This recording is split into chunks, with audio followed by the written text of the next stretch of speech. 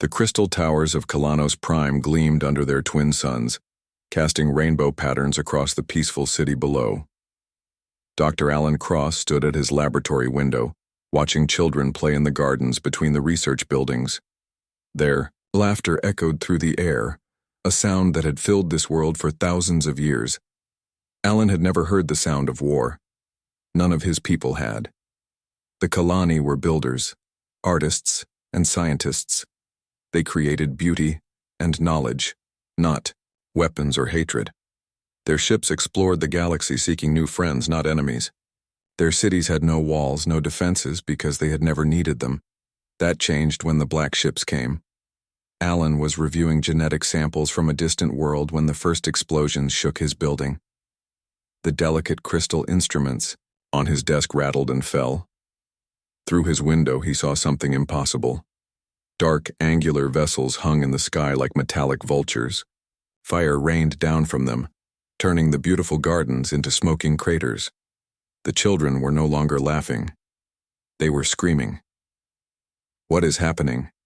Alan asked his assistant, but she could only stare at the destruction outside. Neither of them had words for what they were seeing. The Kelani language had no proper term for invasion, for murder, for war. The communication system crackled to life. A harsh, guttural voice spoke in broken Kelani. "People of Kalanos Prime, you are now property of the Vorac Empire. Submit or die. You have one rotation of your planet to decide." Alan rushed to the emergency council chambers. The great crystal dome that housed their government was chaos. Council members who had spent centuries debating the ethics of genetic modification now faced a deadline measured in hours. Their pale blue skin had turned almost white with fear. "What do they want?" asked Council Leader Yera, her crystalline features reflecting the emergency lights. "Everything," replied Captain Rick Barnes, the only Kelani who commanded anything resembling military vessels.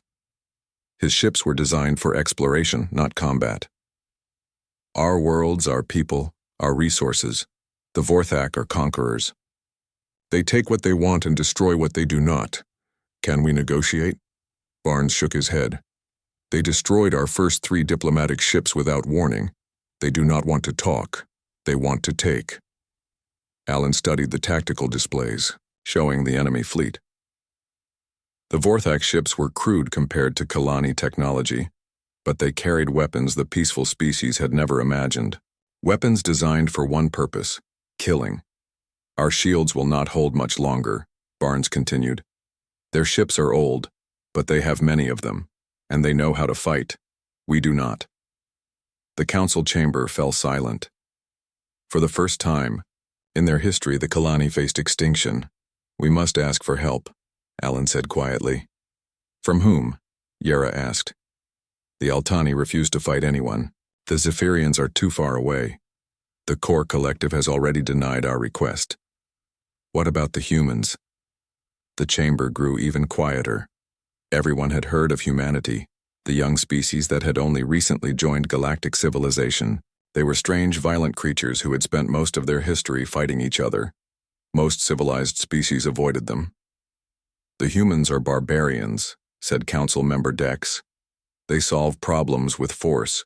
We cannot ask such creatures for help." "Would you rather die with honor or live with their help?" Alan asked. The question hung in the air as another explosion rocked the building. Through the crystal dome they could see more fires spreading across their beautiful city. Barnes pulled up a star chart. "Even if we send a signal now, it would take days to reach Earth. Their ships would take weeks to get here. We do not have that much time." "Then we send the signal and hope," Alan said. "What other choice do we have?" The council voted quickly. They had no time for their usual lengthy debates. The signal went out across the galaxy, a desperate plea for help from a species that had never asked anyone to fight for them before. The message was simple. "This is Kalanos Prime. We are under attack by the Vorac Empire. Our people face extinction. We beg any who receive this to send aid. We offer all our scientific knowledge in exchange for military assistance. Please, we do not know how to fight. Our children are dying." Light years away, the signal reached Earth's Deep Space Monitoring Station. Lieutenant Sarah Johnson was ending her shift when the message came through. She had heard distress calls before, but never one like this. The desperation in the alien voice made her hands shake as she forwarded it to command. At Earth Military Command, General Patricia Hayes reviewed the situation with her staff. The briefing room's screens showed the tactical situation at Kalanos Prime. It looked hopeless. Conventional response would take 6 weeks minimum, reported Colonel Stevens. By then, there will be nothing left to save. What about the redemption protocol?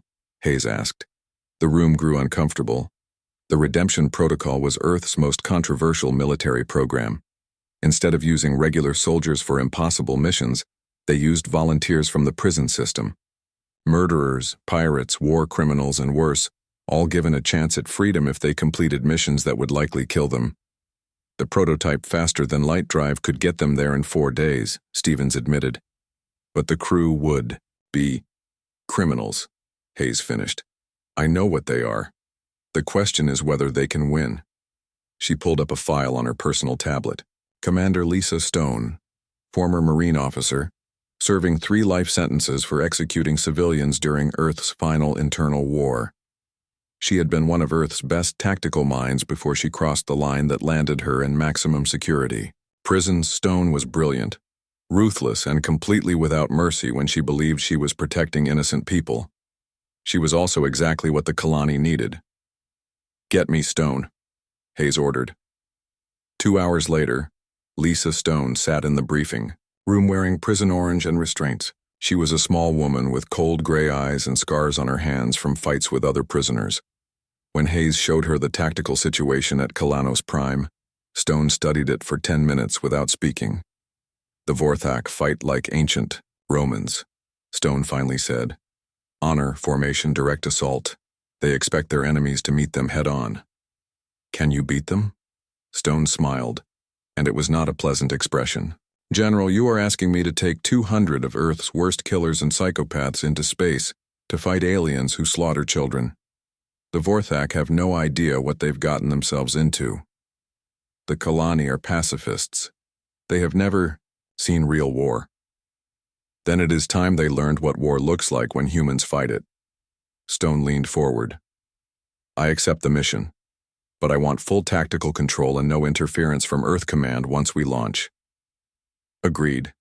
Your ship launches in 18 hours. Stone stood to leave, then paused. General, when this is over, those aliens will be safe, but they will also understand why the rest of the galaxy fears us. Are you prepared for that? Hayes nodded. The Kelani asked for our help. They did not ask for our mercy. As Stone was escorted back to prepare her crew, Hayes looked at the tactical display showing Kalanos Prime under attack. Somewhere out there, an alien scientist named Alan Cross was waiting for salvation. He was about to learn that sometimes salvation came wearing the face of humanity's monsters. The prison transport ship Havoc launched from Earth exactly 18 hours later, carrying 200 of humanity's most dangerous individuals toward a species that had never known violence. The Kelani had begged the stars for aid. The stars had sent them predators. The Havoc dropped out of faster-than-light travel at the edge of the Kalanos system. Commander Lisa Stone stood on the bridge, watching the tactical displays update with grim satisfaction. She had spent 4 days turning 200 criminals into something resembling a military unit. It had not been easy. Status report, she ordered. Jake Murphy, her new security chief, stepped forward. He was a tall man with dead eyes who had killed 17 people before his capture. Prison had not made him better, but it had made him useful. All teams ready, Commander. The men are eager to fight. Stone nodded. Jake had a gift for understanding violence, for seeing it coming before others did. She had put him in charge of security because he could predict when her crew might turn on each other. So far, he had prevented 3 murders and 2 mutinies. Maria, what do you see? Maria Santos reviewed her displays. She had been a cartel enforcer before prison, known for creative uses of explosives. Now she served as their tactical analyst. The Vorac have 43 ships in the system. Big ones. They are hitting the Kelani fleet hard. Through the main viewer, Stone could see the battle raging near Kalanos Prime. Kelani ships, beautiful and graceful, were being torn apart by crude Vorac warships. The aliens fought with honor, meeting their enemies head-on in formations that belonged in a parade, not a war. They fight like children playing soldier, Stone muttered. Should we help them? Asked Lieutenant Ross, one of the few crew members, who was not a convicted killer. He had volunteered for the mission thinking it would be a chance for glory. Not yet. First we learn. Stone opened a communication channel to the Kelani flagship. Kelani vessel, this is Commander Stone of the Earthship Havoc. We are here to assist. The response came quickly. Captain Rick Barnes appeared on the screen, his blue crystalline features showing relief and desperation. Commander Stone, thank the stars you came. We have lost 12 ships already. The Vorac are too strong. Show me their attack patterns. Barnes transmitted tactical data. Stone studied it for several minutes while the battle continued around them. The Vorac ships moved in simple formations, attacking with overwhelming firepower. They expected their enemies to fight back the same way. Captain Barnes, your ships have better technology than theirs, Stone observed. Yes, but they have more experience with war. They know how to fight. We do not. Stone smiled coldly. Neither do they. They know how to bully. There is a difference. Pull your ships back, and let me show you how humans fight. Barnes looked confused, but gave the order. The surviving Kelani ships withdrew toward the outer planets, leaving the humans alone with the Vorac fleet. Admiral Kethvar commanded the Vorac forces from his flagship. He was a veteran of 20 conquered worlds, and he had never seen an enemy retreat so quickly. When his sensors detected the single human ship, he laughed. One small vessel thinks to face the might of the Vorac Empire. Destroy it. 5 Vorac cruisers moved to attack the Havoc. Stone watched them approach, then gave her first order. Jake, take your team to the captured research station. Maria, prep the special packages. Everyone else, prepare for ghost protocols. Theo, Kelani research station orbited the 4th planet. The Vorac had taken it 6 hours earlier, using it as a forward base. 50 Vorac soldiers occupied the facility, confident in their victory. They had no idea what was coming for them. Jake, Murphy and 20 volunteers launched from the Havoc in a stolen Kelani shuttle. They approached the research station using civilian identification codes, pretending to be refugees seeking shelter. The Vorac let them dock, expecting easy prisoners. Instead, they got Jake Murphy. The killing started in the docking bay. Jake's team moved through the station like shadows, using knives and silenced weapons. They did not fight like honorable soldiers. They fought like predators hunting prey. The Vorac were warriors, but they had never faced enemies who struck from darkness, who killed without warning, who showed no mercy. Within an hour, 49 of the 50 Vorac were dead. Jake kept the last one alive for a reason. What are you? The surviving Vorac gasped in his own language. Jake had learned enough Vorac during the trip to understand. He leaned close to the alien's ear and whispered, "We are what your nightmares fear." Then Jake did something that would haunt the Vorac for the rest of the war. He let the alien live, but not before showing him the bodies of his comrades. Not before explaining, in careful detail, how each had died. Not before making sure the alien understood that this was not random violence, but calculated terror. The surviving Vorac escaped in a small shuttle, carrying Jake's message back to the fleet. Within hours, every Vorac soldier knew that something new had entered the war. Something that killed without honor, that struck from shadows, that turned their own strengths against them. Meanwhile, Maria Santos was working her own kind of magic. She had studied the debris field from destroyed Kelani ships and noticed something interesting. The Vorac salvage teams were collecting the wreckage, probably for intelligence purposes. They want our technology, she told Stone. They take everything back to their supply ships. Stone understood immediately. Gift packages? The best kind. Maria and her team worked quickly, hiding explosives inside pieces of Kelani technology. The bombs were small, undetectable, and set to activate when the salvage teams tried to analyze the equipment. But these were not ordinary explosives. Maria had learned about Vorac psychology during the trip. They were proud warriors who feared nothing except being seen as weak. So she designed her bombs to create maximum fear rather than maximum damage. The first explosion came 12 hours later aboard a Vorac supply ship.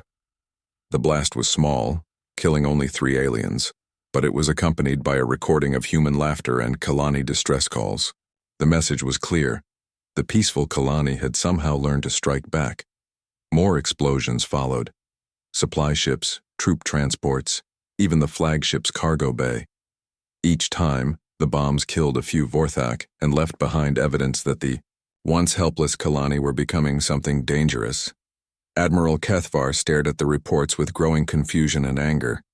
His intelligence officers could not explain how the peaceful Kelani had suddenly learned to make bombs and use terrorist tactics. The humans appeared to be helping them. But how could one small ship teach an entire species to fight like shadows? "Find me these humans," he ordered. "I want to know what kind of creatures we face." Captain Barnes watched the chaos in the Vorac fleet from his command ship. Stone had somehow turned his peaceful people into a threat that terrified their enemies. He was not sure how to feel about that. "Commander Stone," he called over the communication channel. "What have you done?" Stone appeared on his screen, and Barnes noticed that her smile had become something predatory. "I taught your enemies to fear the dark, Captain. The Vorac think they are fighting you, but they are actually fighting us. We just made sure they could not tell the difference. But my people do not fight like this. We do not kill from shadows. No, but they think you do now. And that fear will spread through their ranks like poison. Warriors can face other warriors, Captain Barnes. They cannot face their own imagination." As if to prove her point, another Vorac ship exploded in the distance. The blast pattern looked like Kelani energy weapons, but Barnes knew his people had no bombs on that vessel. Somehow the humans had made it appear that the peaceful Kelani were capable of suicide attacks. Dr. Alan Cross watched the tactical displays from the planet's surface. The Vorac bombardment had stopped. Their ships were pulling back, regrouping, clearly unsure how to proceed. For the first time since the invasion began, his people had hope. But that hope came with a price. The humans were protecting them. Yes, but they were also teaching the galaxy that the Kelani could no longer be dismissed as harmless, whether they wanted it or not. His species was learning the language of war. What happens when this is over? He wondered aloud. His assistant, who had been monitoring human communications, looked up from her station. "I think, Dr. Cross, that we will never be the same." In space, Admiral Kethvar faced a situation he had never encountered in 20 campaigns. His enemy was no longer fighting like an enemy. They were fighting like something else entirely, something that made his veteran soldiers check shadows and jump at unexpected sounds. The humans had been in the system for less than 2 days, and already everything had changed. The Vorac Empire was learning what the rest of the galaxy would soon discover. When humanity chose to fight, they did not just defeat their enemies, they transformed them. Admiral Kethvar had conquered 20 worlds, but he had never faced an enemy like this. His flagship's command center buzzed with nervous energy as reports flooded in from across the fleet. Another supply convoy had vanished. Another patrol had found their comrades dead in ways that violated every rule of honorable warfare. "Sir," his communications officer reported with a trembling voice, "we have lost contact with the garrison on Mining World 7. Kethvar studied the tactical display. Mining World 7 had been secured 3 days ago with minimal resistance. The Kelani workers had surrendered immediately, as they always did.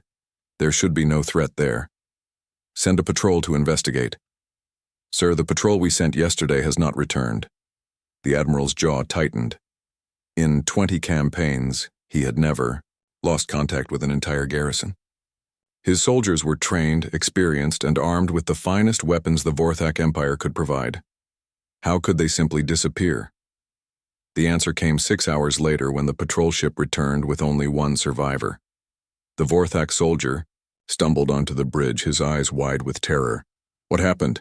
Kethvar demanded. "They were already dead when we arrived, sir. All of them. But not killed in battle." The soldier's voice shook. "They were arranged. displayed, like trophies. Explain. The garrison commander was hung from the main tower with his own entrails. The others were positioned around the base, in poses of agony, and there was a message burned into the ground in our language. What message? Your gods cannot help you here. Kathavar felt something he had never experienced in battle: uncertainty. The humans were not just killing his soldiers. They were desecrating them, turning their deaths into psychological weapons. This was not war as he understood it. On the Havoc, Tony Chen reviewed the intelligence reports with satisfaction. He had been a mob hitman before prison, skilled in the art of making people afraid. Now he served as Stone's intelligence officer, and his job was to break enemy morale. The Vorac are religious, he explained to Stone. They believe their dead must be treated with honor to reach their afterlife. When we desecrate the bodies, we are not just killing soldiers. We are damning their souls. Stone nodded. How are they responding? Panic. Their lower-ranking soldiers are refusing dangerous assignments. Some are even deserting. The admiral has started executing his own troops for cowardice. Dr. Helen Wade entered the briefing room carrying a tablet full of psychological profiles. She had been a criminal psychologist before her arrest for illegal human experimentation. Now she used her knowledge to optimize the crew's destructive capabilities. The Vorac mind is rigid, she reported. They understand courage, honor, and direct confrontation. They cannot process an enemy that fights without rules. What do you recommend? Wade smiled coldly. We make them question everything they believe. About warfare, we show them that their honor is meaningless against human creativity. The next phase of the campaign began when Maria Santos identified a weakness in Vorac fleet coordination. Their ships communicated using quantum entanglement networks, supposedly unbreachable. But Maria had noticed something during her study of captured equipment. They use religious prayers as authentication codes, she told Stone. The same prayers, in the same order every day. Stone understood immediately. We can break their communications. Better, we can replace their communications. Working with captured Vorac equipment, Maria and Tony began broadcasting false orders to enemy ships.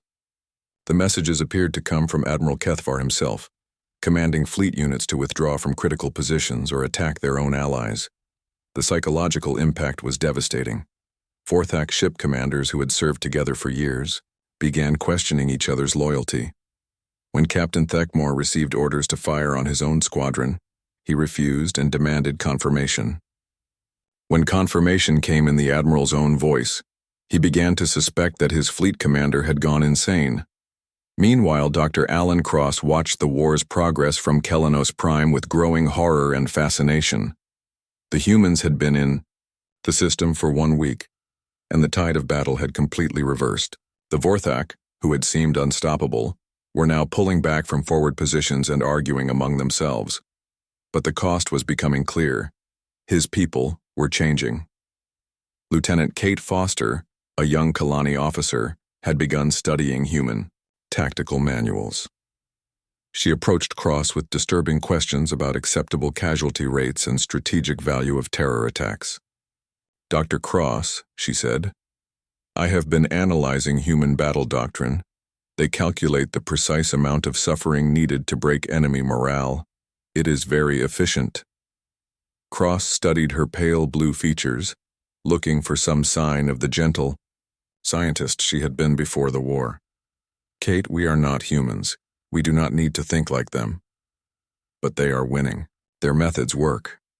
At what cost? Kate pulled up a tactical display showing Vorac fleet movements. The enemy is retreating from 3 systems. Their supply lines are collapsing. In 2 more days, we can begin evacuating civilians from the occupied worlds.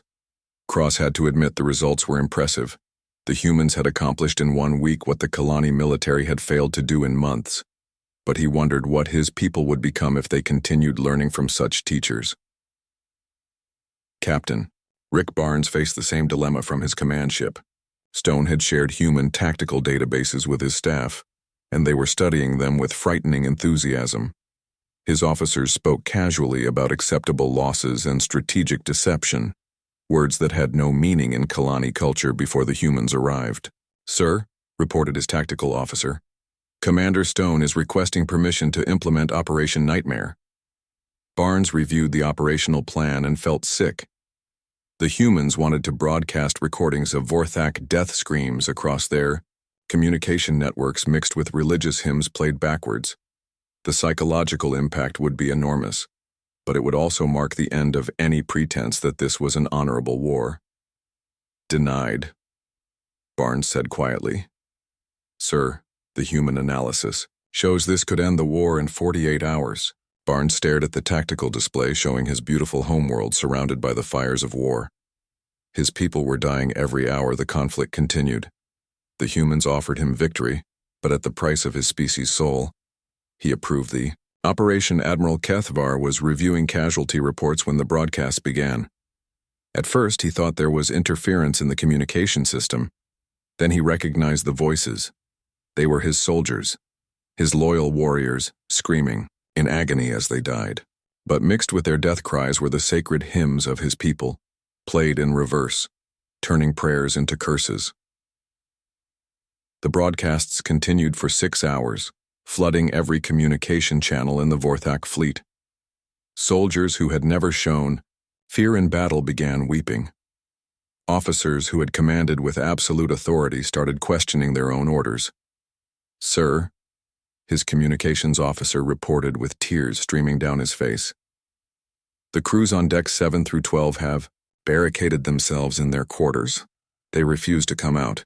Kethvar felt his empire's greatest weapon, the unshakable courage of Vorac warriors, crumbling before an enemy that fought without honor, without mercy, without any rules he could understand. "What kind of creatures are these humans?" he whispered. His intelligence chief, who had been studying captured human data, looked up from his console with haunted eyes. "Sir, I believe they are what their own species calls monsters. But they are monsters that chose to protect instead of destroy." "How do we fight monsters?" "I do not think we can, sir. Monsters understand things that honorable warriors do not. They know how to reach into minds and souls and break what they find there." As if summoned by their conversation, a new message appeared on the main display. It was from Commander Stone, transmitted on all frequencies in perfect Vorac. "Admiral Kethvar, you have 48 hours to withdraw all forces from Kelani space. If you refuse, we will show you what human creativity can accomplish when we stop being gentle." The message ended with footage from the mining world garrison, showing the fate of soldiers who had continued to resist. But this time, the images were accompanied by analysis explaining exactly how each torture technique affected Vorac physiology and psychology. Kethvar stared at the display and realized that everything he had seen so far had been humanity showing restraint. They had been holding back, being merciful in their own twisted way. For the first time in his military career, Admiral Kethvar considered retreat not as a tactical decision, but as the only way to preserve his sanity. The humans had not just defeated his fleet. They had taught him to fear the dark spaces between the stars, where monsters wearing the faces of saviors hunted those who threatened the innocent. And the most terrifying part was knowing that these monsters were on his side, as long as he left their protected species alone. Admiral Kethvar's ultimatum deadline passed in silence. The Vorac fleet remained in Kelani space, but something had changed. Where once his ships had moved with purpose and coordination, now they drifted in loose formations, commanders unwilling to stray far from each other. Commander Lisa Stone watched the enemy fleet from the Havoc's bridge with cold satisfaction. The Vorac had chosen to ignore her warning. That was their mistake. "Colonel Miller, you are authorized to begin Phase 4. Colonel Dave Miller smiled, and several bridge officers took involuntary steps backward. Miller had been a specialist in information extraction during Earth's final wars. His methods had been so extreme that his own government had imprisoned him. Now Stone was giving him permission to practice his craft on an alien species. "With pleasure, Commander." The Vorac had fortified positions on 3 captured Kelani worlds. Each fortress contained thousands of soldiers and hundreds of Kelani civilians being used as shields. A direct assault would be impossible without massive casualties on both sides. Miller had a different approach. "Sam, I need you to open communication channels with individual Vorac commanders," Miller told Sam Rodriguez, the former gang leader, who had become their unlikely diplomat. Sam raised an eyebrow. "You want to negotiate?" "I want to educate them." The first contact came to Captain Vectar, commander of the fortress on Kelani 7. He was reviewing defensive positions when his personal communicator activated. The face that appeared was human, scarred, with eyes that seemed to look through him. "Captain Vectar," Miller said in perfect Vorac. "I am Colonel Miller of the Human Forces. I have a proposition for you." "I do not negotiate with monsters," Vectar replied, but his voice carried uncertainty. Miller's smile widened. "I am not here to negotiate. I am here to explain what happens next. You have two choices. Surrender with honor, and your soldiers will be treated according to galactic warfare conventions, or resist and learn what humans do to those who hide behind innocent civilians. You threaten us? We are Vorac warriors." Miller touched something off-screen, and Vectar's display filled with images from the mining world garrison. But these were not the sanitized tactical footage the Admiral had seen. These were detailed recordings of Miller's work, complete with biological analysis of Vorac pain responses. "This is what I did to soldiers who fought honorably in battle," Miller explained conversationally. "Imagine what I will do to cowards who use children as shields."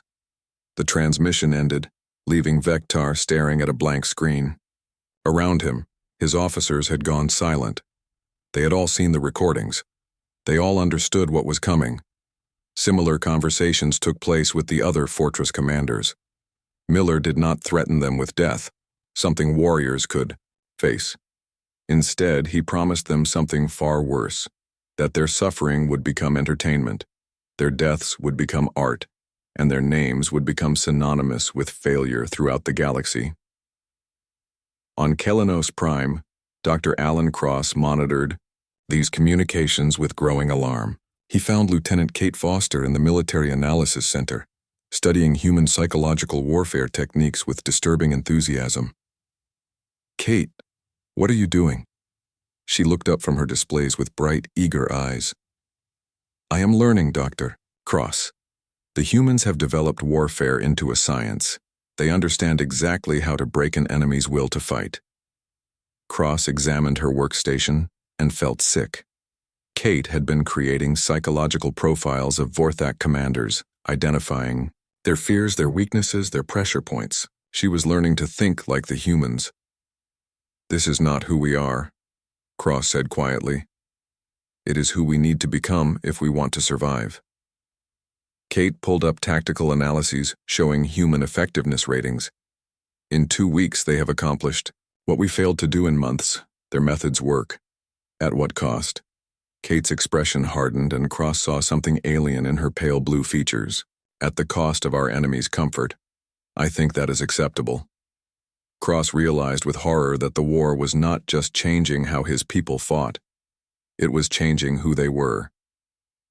Meanwhile, Miller's psychological campaign was producing results. On Kelani 7, Captain Vectar called an emergency meeting with his officers. The fortress was well defended, supplied for months of siege and protected by energy shields that could withstand orbital bombardment. But none of that mattered anymore. "Sir," reported his intelligence officer, "morale among the troops has collapsed. Half the soldiers have requested transfer to other assignments. The remainder are asking for guarantees that they will not be captured alive." Vectar understood. His warriors were not afraid of death, they were afraid of what the humans would do to them before death came. "Can we negotiate?" "Sir, the humans have not attacked us yet. They are simply waiting." That was the most terrifying part. The humans were not even trying to take the fortress. They were just sitting in orbit, broadcasting psychological warfare materials, letting fear do their work for them. The breakthrough came when one of Vectar's junior officers, a young warrior named Thakval, could no longer handle the pressure. He activated the fortress's emergency communication system and contacted the human ship directly. "I surrender," he announced on all frequencies. "I invoke the right of individual surrender according to galactic warfare conventions." Miller's face appeared on every screen in the fortress. "Request acknowledged, Warrior Thakval. Report to Transport Bay 7 with your personal effects. You will be treated with honor." The other Vorthak soldiers watched in amazement as Thakval walked out of the fortress unmolested. Hours later, they received a transmission from him aboard the human ship. He was unharmed, well-fed, and spoke of human treatment that was firm but fair. More soldiers began requesting individual surrender. Admiral Kethvar watched his empire's greatest fortresses dissolve without a single shot being fired. The humans had found a way to defeat Vorthak military discipline by appealing to individual survival instincts. They were turning warriors into refugees, and they were doing it with kindness. "How do we fight an enemy that defeats us with mercy?" he asked his staff. No one had an answer. The end came quickly after that. Captain Vektar found himself commanding a fortress with only 50 loyal soldiers and 1,000 terrified civilians. The humans had not fired a weapon, had not breached a wall, had not even demanded surrender. They had simply waited for the Vorthak military structure to collapse under its own weight. Sam Rodriguez opened the final communication channel with a friendly smile. "Captain Vektar, you have fought honorably. Your remaining soldiers may surrender with full military honors. The civilians under your protection will be returned safely to their families." Vektar stared at the human's scarred but honest face. This was not how wars were supposed to end. There should be final battles, heroic last stands, glorious defeat. Instead, there was just a tired warrior, choosing between futile resistance and practical surrender. "What guarantees do I have for my soldiers' safety?" "My personal word," Sam replied, "and the knowledge that we humans keep our promises to those who surrender honorably." The fortress surrendered that afternoon. Similar scenes played out on the other two worlds within hours. The great Vorthak fortresses, built to withstand years of siege, fell in a single day to an enemy that never attacked them. Dr. Cross watched the surrender ceremonies from Kalanos Prime and felt a complex mix of relief and loss. His people were safe. The Vorthak threat was over, but the species that had once prided itself on never raising a hand in anger had learned to appreciate the artistry of psychological warfare. Lieutenant Kate Foster approached him with a proposal for post-war military restructuring. She wanted to establish a permanent defense force based on human tactical principles. She spoke of necessary preparation for future threats, of the importance of being ready to protect themselves. Cross realized that the war might be ending, but its effects on his people would last forever. The Kelani had asked the stars for aid, and the stars had sent them monsters. But those monsters had also taught them that sometimes, in a universe full of predators, the most dangerous thing you could be was defenseless. The question now was whether his people could learn to live with the monsters they were becoming. 3 months after the last Vorthak ship fled Kelani space, the universe looked very different. Ambassador John Walsh stepped off his transport onto Kalanos Prime and immediately noticed the changes. Where once beautiful crystal spires had reached toward peaceful skies, now defensive towers bristled with weapons designed by human engineers and built with Kelani precision. Dr. Alan Cross met the ambassador at the spaceport. The Kelani scientist looked older, wearier, but also somehow stronger than the gentle academic who had sent the first desperate plea for help. "Ambassador Walsh, welcome to our world," Cross said in careful English. Learning human languages had become a priority for his people. Walsh studied the defensive installations as they traveled toward the capital. "I see you have been busy. We have been learning. Your people taught us that peace must sometimes be defended with the threat of Va." The two arrived at what had once been the council chambers. Now it served as the headquarters for the Kelani Defense Force, an organization that had not existed 4 months ago. Lieutenant Kate Foster, now bearing the rank of colonel, briefed Walsh on their progress. "We have established defensive positions on all our worlds," she reported with military precision. that would have been foreign to her species a year ago. Our new ships combine Kelani technology with human tactical systems. We are no longer helpless. Walsh nodded, but he could see the cost in her pale blue features. The gentle curiosity that had once characterized the Kelani had been replaced by watchful caution. They had learned to survive, but they had also learned to suspect. On the orbital station above the planet, Commander Lisa Stone supervised the final preparations for her new mission. Half of her original crew had chosen to remain in Kelani space as military advisors. The other half was preparing to return to Earth, their sentences commuted in recognition of their service. Jake Murphy approached Stone in the observation deck. The former serial killer had found something approaching peace in his role as security chief for the Kelani Defense Force. "You sure about staying?" Stone asked. Jake looked down at the planet below, where cities were being rebuilt with defensive walls for the first time in Kelani history. "Someone needs to teach them that being prepared for war does not mean becoming monsters. I think I understand the difference now." Maria Santos joined them, carrying her new assignment orders. She would be heading to the frontier worlds, where rumors spoke of other peaceful species facing similar threats. The galaxy had learned that humans could be called upon to fight its battles, and the requests were already coming in. "What about you, Commander?" Maria asked. "Earth or the Academy?" Stone had been offered command of the new Kelani Military Academy, where human veterans would train peaceful species in the art of defensive warfare. It was work that needed doing, but it would mean staying in a system that would always remind her of what she had been and what she had chosen to become. "The Academy," she decided. "These people trusted us with their survival. The least we can do is teach them to protect themselves." Dr. Nina Torres, the Kelani sociologist, published her first report on human cultural impact that week. Her findings were disturbing, but not surprising. The Kelani had fundamentally changed as a species. They remained peaceful by nature, but they had developed what she termed protective aggression, the willingness to use violence in defense of innocent life. "We are no longer the people we were," Torres wrote.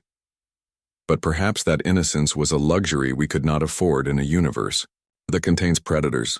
Captain Rick Barnes, now Admiral Barnes, reviewed fleet dispositions from his command center. The Kelani Navy had grown from a handful of exploration vessels to a respectable defense force in just 3 months. But more importantly, they had learned to think strategically, to plan not just for scientific discovery, but for the possibility that discovery might bring danger. His aide, a young Kelani officer named Veltar, presented the daily intelligence briefing. "Sir, the Zephyrian Republic has formally requested human military assistance. The Corvini Syndicate is moving against their outer colonies." Barnes studied the reports with eyes that now automatically calculated casualty projections and strategic vulnerabilities. "Contact Earth Command. Recommend they send advisors, not combat troops. The Zephyrians need to learn to defend themselves, not become dependent on human protection." Ambassador Walsh spent a week touring the transformed Kelani worlds. Everywhere he went, he saw the same pattern. Beautiful, peaceful civilizations learning the harsh mathematics of defensive warfare. Children who had once played in open gardens now practiced evacuation drills. Scientists who had spent their lives studying the beauty of the universe now developed weapons to protect that beauty from those who would destroy it. But it was not all darkness. The Kelani had not become human. They had become something new, a species that understood both peace and the price of peace. Their art had grown deeper, informed by the knowledge of how fragile beauty could be. Their science had become more focused, driven by the understanding that knowledge could be a shield as well as a lamp. Dr. Cross found Walsh in the Memorial Garden, where crystal monuments honored both the Kelani who had died in the invasion and the humans who had died protecting them. It was a strange place, beautiful and solemn, mixing the artistic sensibilities of two very different species. "Do you regret calling for our help?" Walsh asked. Cross considered the question for a long time. Around them, Kelani children played under the watchful eyes of guards who had learned from human veterans.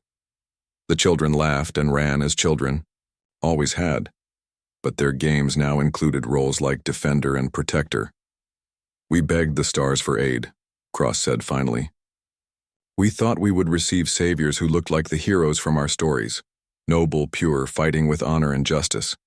Instead, we received creatures who fought with cunning and ruthlessness, who won through methods that violated everything we believed about proper conduct. Walsh waited for him to continue. But they saved us, Cross continued. Not just from the Vorac, but from our own helplessness. We can never again be the innocents we were, but we can also never again be victims. Your monsters taught us that. Sometimes the greatest mercy is the willingness to be merciless toward those who threaten the innocent. On the transport ship carrying half of Stone's crew back to Earth, the former criminals faced an uncertain future. Some would return to prison, their sentences reduced but not eliminated. Others would join new military units designed to handle similar crises. A few would try to build normal lives carrying the knowledge that they had found redemption in the most unlikely circumstances. Sam Rodriguez sat in the observation lounge, writing letters to families he had not contacted in years. The former gang leader had discovered an unexpected talent for diplomacy, and Earth Command wanted him to help establish protocols for future interventions. "Think they will understand?" asked Tony Chen, looking over his shoulder at the letters. "That we became something better than what we were? Maybe. That we did it by becoming very good at violence? Probably not." The transport jumped to faster-than-light travel, carrying them away from the Kelani system and toward whatever future awaited reformed monsters. Back on Kelani's Prime, Commander Stone stood before her first class of Kelani military cadets. They looked at her with a mixture of respect and unease. She was their protector, but she was also a reminder of what protection sometimes required. "You asked me to teach you how to defend your people," she told them. "But before I teach you tactics and strategy, I want you to understand something important. The goal is not to become like us. The goal is to become strong enough that you never need to call creatures like us again." She walked among the young Kelani, seeing in their crystalline features the same determination that had once driven her to cross lines she could never uncross. "We are monsters who chose to protect instead of destroy, but you can be guardians who never need to become monsters. That is the difference, and it is why your people called to the stars for aid. The stars sent you what you needed, not what you wanted." The lesson continued, but outside the academy walls the galaxy was already changing. The news that humans would fight to protect peaceful species had spread to every corner of known space. Some civilizations began implementing their own versions of human tactical doctrine. Others started developing defenses specifically designed to counter human methods. And in the dark spaces between the stars, predators who had grown comfortable hunting the defenseless began to recalculate the risks. The universe had learned that sometimes monsters hunt monsters and salvation could arrive wearing the face of what you feared most. The Kelani would never again be helpless, but they would also never again be innocent. It was the price of survival in a universe where peace, like all beautiful things, could only be preserved by those willing to fight for it. Dr. Cross stood at his laboratory window one last time, watching children play in the gardens between the research buildings. Their laughter still echoed through the air, but now it was protected by walls and guards and the knowledge that evil existed in the universe. The stars had answered their desperate call for aid. They had sent humanity's monsters to fight their war. And somehow, in the darkness between the stars, those monsters had found their way back to the light.